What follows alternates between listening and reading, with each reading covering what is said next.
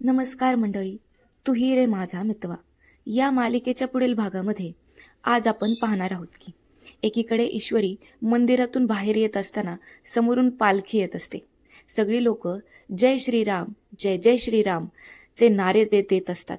तेवढ्यात अचानक ईश्वरीला एका माणसाचा धक्का लागतो. ईश्वरी त्या माणसाकडे बघते, तो माणूस सुद्धा ईश्वरीकडे बघतो. जरा पुढे गेल्यावर ईश्वरीला काहीतरी विचार येतो आणि ईश्वरी पळत पळत मागे जाऊन त्या माणसाला थांबवते आणि म्हणते, मी तुम्हाला ओळखते वाटतं. तो माणूस म्हणतो, तुम्ही आम्ही आपण सगळे त्याचीच तर लेकरं आहोत.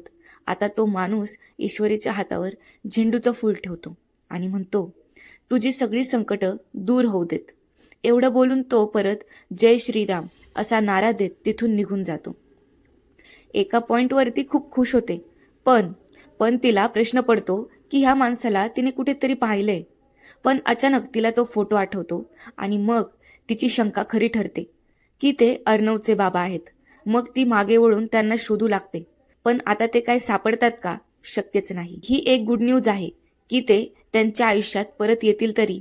पण राकेशचं काय?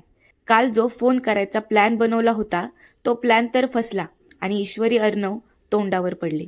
राकेश तर काय फोन उचलायला गेलाच नाही. फोन उचलायला गेली ती अंजली आणि फोन चेक करत असताना तिला अर्णवची राकेश सोबतची फोनवर बोलायची रेकॉर्डिंग ऐकायला भेटली.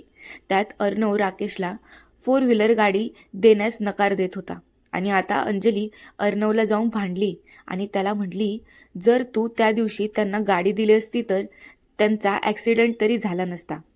झालं, परत बावळट बायको बावळटसारखी करायला लागली. तुम्हाला काय वाटते, हे राकेशचं प्लॅनिंग असेल का? ते आता तुम्ही मला कमेंट बॉक्समध्ये कमेंट करून कळवा आणि चॅनलला सबस्क्राईब करायला विसरू नका. Bye bye.